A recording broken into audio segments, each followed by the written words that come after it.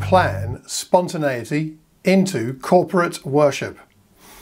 Hello, I'm Malcolm Cox and welcome to the Sunday Sample episode 38 for Corporate Worship Matters. And today we're talking about how to plan spontaneity in corporate worship. Now that might sound like a contradiction in terms. How can you plan for spontaneity? But there's method in my madness, so we'll discover that as we go through, I hope. And I'd like to know what you think about the whole issue of spontaneity in our church services. Depending on the particular Christian tradition you come from, you'll be used to more or less spontaneity in a church service. And today, at least where I am, the kind of church services I'm involved in, I'm of the mind that it's healthy to have some spontaneity in the church service. And in particular, we're talking today about the role of being a worship leader in the music area, in the area of spontaneity in our corporate worship. So that's what we're talking about today. Now, first of all, we should have a look at the Bible and think about it. We'll have to leave the Old Testament to one side for a moment, simply for time. But looking into the New Testament, 1 Corinthians gives us some insight into this area of spontaneity. For example, in 1 Corinthians chapter 14, what does Paul write? The secrets of their hearts are laid bare. So here he's talking about those who visit a church service in Corinth. And what his aim is, what the goal of corporate worship is, at least in part, is this, that for a visitor, the secrets of their hearts are laid bare, so they will fall down and worship God, exclaiming, God is really among you. That's 1 Corinthians 14:25.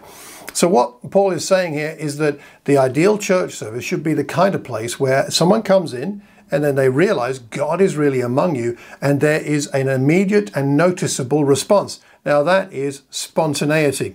If you had someone at your church service who fell down saying and worshipped God, saying God is really among you, I expect that would be exciting, a little bit disturbing, and certainly spontaneous. And that is a good thing as far as the Apostle Paul is concerned. But then also, the following verse, he says this, what shall we say, brothers and sisters?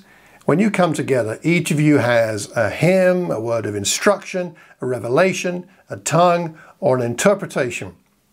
That doesn't sound like a very organized church service. It sounds like a lot of freedom for spontaneity. Now, of course, if you know Corinth, you know that these gifts were not being used wisely and well, but that's a different issue. The point is not that those gifts shouldn't be brought to church or those things shouldn't be brought to church or expressed in a service. It's more that they need to be done in the right kind of way. So we'll move on to talk about that because there is a need for orderliness.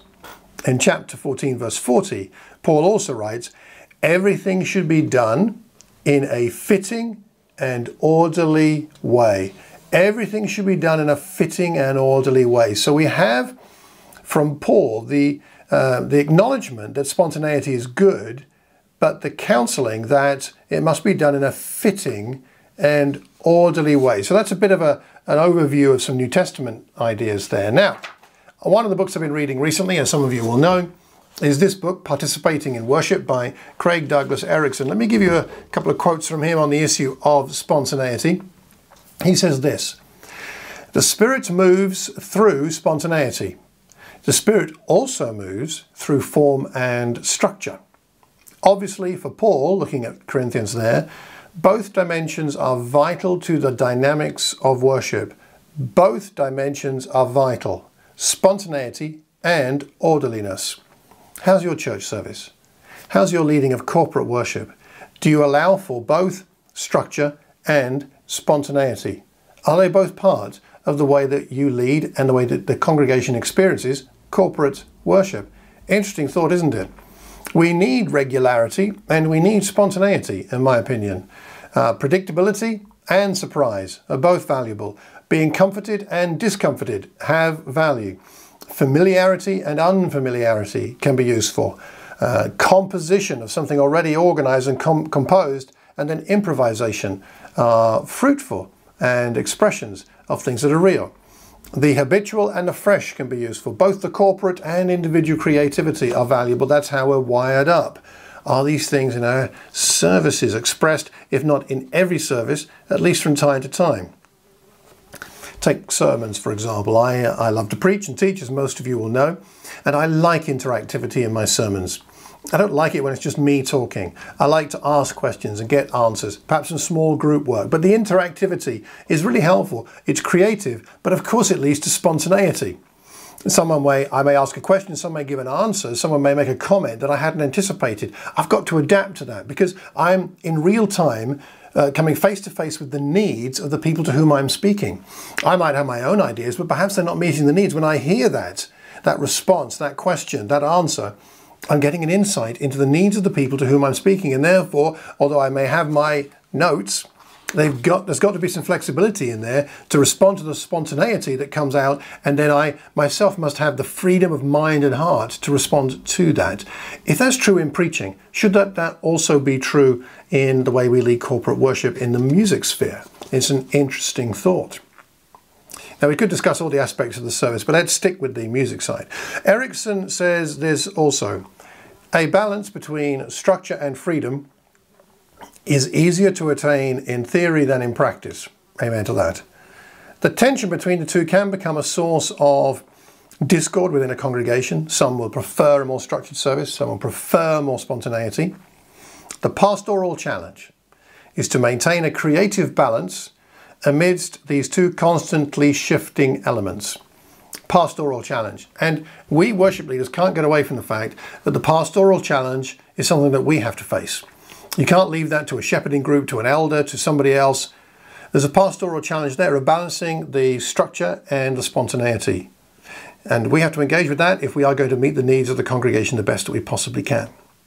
The key principle is 1 Corinthians 14 verse 26, where Paul says, everything must be done so that the church may be built up. So the church may be built up. That's the goal of our leading worship in the structural side and in the spontaneity side. Now, here's some thoughts about what we should be considering before we go spontaneous, if that's not currently your mode of operation. Firstly, I would suggest discussing the role and the place of spontaneity within corporate worship with your leadership team. It's not very helpful for a worship leader to just decide, right, we're going to suddenly be spontaneous without discussing it with leadership in your church. I would suggest you do that so you get their insights, their perspective, and then you're on the same page. And the second thing is connected with that, to agree on the principles and the practicals of spontaneity and when it's appropriate or not with the worship team as a whole. Therefore, you again will be worshiping together in that way. And the third aspect of this, I would suggest, is that you solicit feedback, that when you've had some spontaneity in a church service, that you get feedback from people that you trust to give you an objective view. So get some feedback before and plan all that, get that all organized. Then enabling spontaneity. What will it take to enable spontaneity? I would suggest this. First of all, do not abandon structure. Structure creates the space for freedom and spontaneity. When you know what's coming, you're relaxed in the sense that then you can be thinking about, or you can respond to what comes up as it comes up.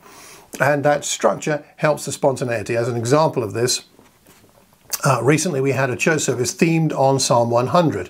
Special service, lots of planning went into it, and it was a great experience both for the worship team and the congregation. We had tremendously positive feedback and said, can we do more of that?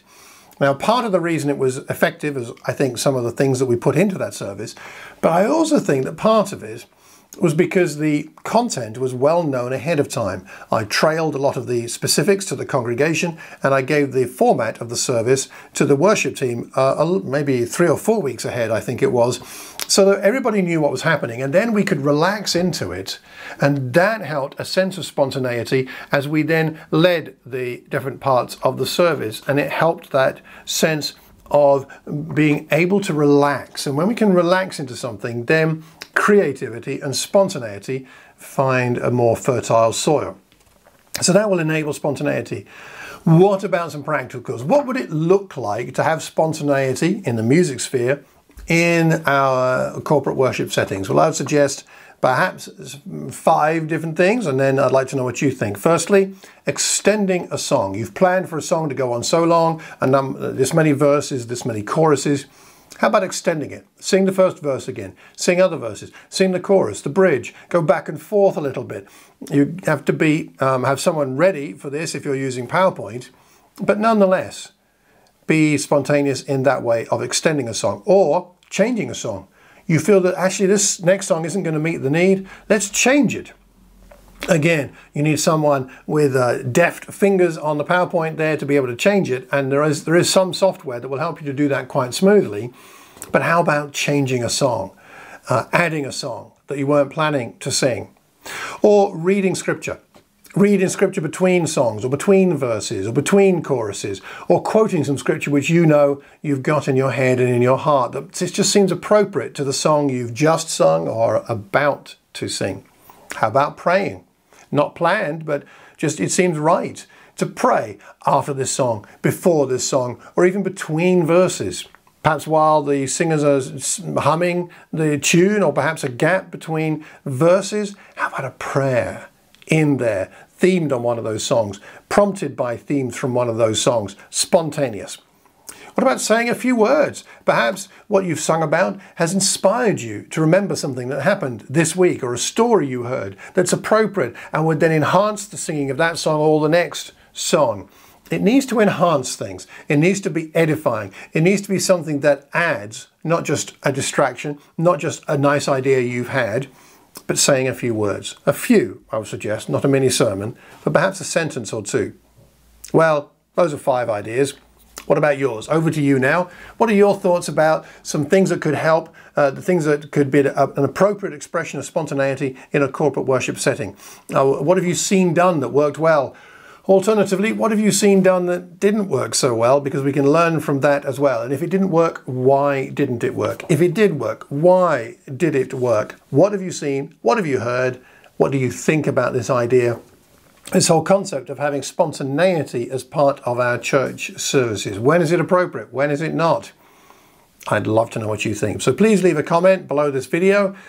Leave it publicly so that we can all see it, because we learn best when we learn in community. Please pass the link to this recording on to one other person who might benefit from it. Like the recording, subscribe to the recording, leave a review if you wish. That would really help. And I hope that spontaneity and structure can both be healthily part of your corporate worship times, and that whatever we do, that we have the right heart and motive in all of it as those who lead worship in this way. So I pray the next time you come together for corporate worship with all the saints, you will be able to do what it says in Psalm 100. Worship the Lord with gladness. Come before Him with joyful songs. Take care and God bless.